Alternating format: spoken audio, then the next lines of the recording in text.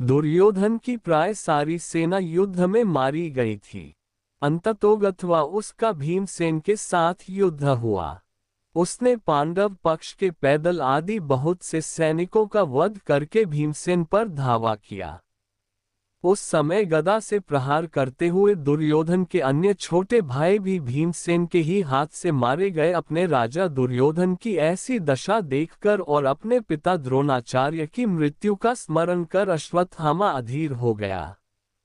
छुपकर वह पांडवों के शिविर में पहुंचा और घोर कालरात्रि में कृपाचार्य तथा कृतवर्मा की सहायता से पांडवों के बचे हुए वीर महारथियों को मार डाला। केवल यही नहीं, उसने पांडवों के 5 पुत्रों के सिर भी अश्वत्थामा ने काट डाले। अश्वत्थामा के इस कुकर्म की सभी ने निंदा की, यहाँ तक कि दुर्योधन तक को भी यह अच्छा नहीं लगा। पुत्रों के हत्या से दुखी द्रौपदी विलाप करने लगी। उसके विलाप को सुनकर अर्जुन ने उस नीच कर्म हत्यारे ब्राह्मण के सिर को काट डालने की प्रतिज्ञा की। अर्जुन की प्रतिज्ञा सुन अश्वत्थामा भाग निकला। श्री कृष्ण को सारथी बनाकर एवं अपना गांडीव धनुष लेकर अर्जुन ने उसका पीछा किया। अश्वत्थामा को कहीं भी सुरक्षा नहीं मिली तो भय के कारण उसने अर्जुन पर ब्रह्मास्त्र का प्रयोग कर दिया। अश्वत्थामा ब्रह्मास्त्र को चलाना तो जानता था पर उसे लौटाना नहीं जानता था। उस अति प्रचंड तेजो में अग्नि को अपनी ओर आता देख अर्जुन ने श्री कृष्ण से विनती की, हे जनार्दन, आप ही इस त्रिगुणमय सृष्टि को रचने वाले परमेश्वर हैं। सृष्टि के आदि और अंत में आप ही शेष रहते हैं। आप ही अपने भक्तजनों की रक्षा के लिए अवतार ग्रहण करते हैं। आप ही ब्रह्मा स्वरूप हो रचना करते हैं, आप ही विष्णु स्वरूप हो पालन करते हैं और आप ही रुद्र स्वरूप हो संहार करते हैं। आप ही बताइए कि यह प्रचंड अग्नि मेरी ओर कहां से आ रही है और इससे मेरी रक्षा कैसे होगी। श्री कृष्ण बोले, है अर्जुन, तुम्हारे भय से व्याकुल होकर अश्वत्थामा ने ये ब्रह्मास्त्र तुम पर छोड़ा है। इससे बचने के लिए तुम्हें भी अपने ब्रह्मास्त्र का प्रयोग करना होगा, क्योंकि अन्य किसी अस्त्र से इसका निवारण नहीं हो सकता। श्री कृष्ण की इस मंत्रणा को सुनकर महारथी अर्जुन ने भी तत्काल आचमन करके अपना ब्रह्मास्त्र छोड़ दिया।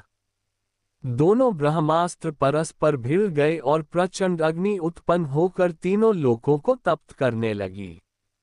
उनकी लपटों से सारी प्रजा दग्ध होने लगी। इस विनाश को देखकर अर्जुन ने दोनों ब्रह्मास्त्रों को लौटाकर शांत कर दिया और झपटकर अश्वत्थामा को पकड़कर बांध लिया। श्री कृष्ण बोले, हे अर्जुन धर्मात्मा, सोए हुए, असावधान, मतवाले, पागल, अज्ञानी, रथहीन, स्त्री तथा बालक को मारना धर्म के अनुसार वर्जित है। इसने धर्म के विरुद्ध आचरण किया है, सोए हुए निरपराध बालकों की हत्या की है। जीवित रहेगा तो पुनः पाप करेगा। तत्काल इसका वध करके और इसका कटा हुआ सिर द्रौपदी के सामने रखकर अपनी प्रतिज्ञा पूरी करो। श्री कृष्ण के इन शब्दों को सुनने के बाद भी धीरवान अर्जुन को गुरुपुत्र पर दया ही आए और उन्होंने अश्वत्थामा को जीवित ही शिविर में ले जाकर द्रौपदी के सामने उपस्थित किया। पशु की तरह बंधे हुए गुरुपुत्र को देखकर ममतामयी द्रौपदी का कोमल हृदय पिघल गया। उसने गुरुपुत्र को नमस्कार किया और उससे बंधन मुक्त करने के लिए अर्जुन से कहा, इनके वध करने से मेरे मृत पुत्र लौटकर तो नहीं आ सकते, अतः आप इन्हें मुक्त कर दीजिए। द्रौपदी के इन न्याय तथा धर्मयुक्त वचनों को सुनकर सभी ने उसकी प्रशंसा की, किंतु भीम का क्रोध शांत नहीं हुआ। अर्जुन ने अपनी तलवार से अश्वत्थामा के सिर के केश काट डाले और उसके मस्तक की मणि निकाल ली। मणि निकल जाने से वह श्रीहीन हो गया। श्रीहीन तो वह उसी क्षण हो गया था जब उसने बालकों की हत्या की थी, किंतु केश मुंड जाने और मणि निकल जाने से वह और भी श्रीहीन हो गया और उसका सिर झुक गया। अर्जुन ने उसे उसी अपमानित अवस्था में शिविर से बाहर निकाल दिया। अश्वत्थामा को अपमानित कर शिविर से निकाल देने के पश्चात सारे पांडव अपने स्वजनों को जलदान करने के निमित्त धृतराष्ट्र तथा श्री कृष्णचंद्र को आगे करके अपने वंश की संपूर्ण स्त्रियों के साथ गंगा तट पर गए। उसी समय एक अपूर्व घटना हुई।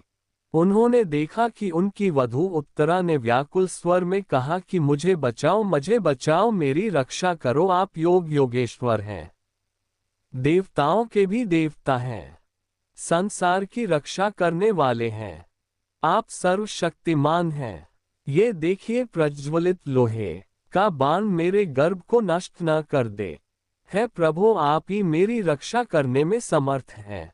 ऐसे कातर वचन सुनकर श्री कृष्ण तुरंत रथ से कूद पड़े और बोले कि अश्वत्थामा ने पांडव वंश को नष्ट करने के लिए फिर से ब्रह्मास्त्र का प्रयोग किया है, जिससे उत्तरा का गर्भ अत्यंत जलने लगा, परंतु श्री कृष्ण ने अपने तप से शिशु को पुनर्जीवित कर दिया।